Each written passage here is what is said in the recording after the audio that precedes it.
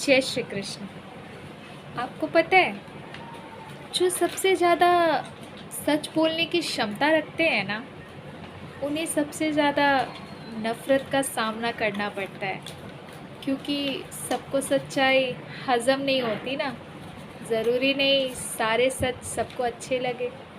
कभी-कभी कुछ सच रिश्तों में खटास भी डाल देते हैं और कुछ सच जीवन को सुधार भी देते हैं। और जो सच बोलता है ना, उसको सबकी नफ़रत का सामना करना ही पड़ता है।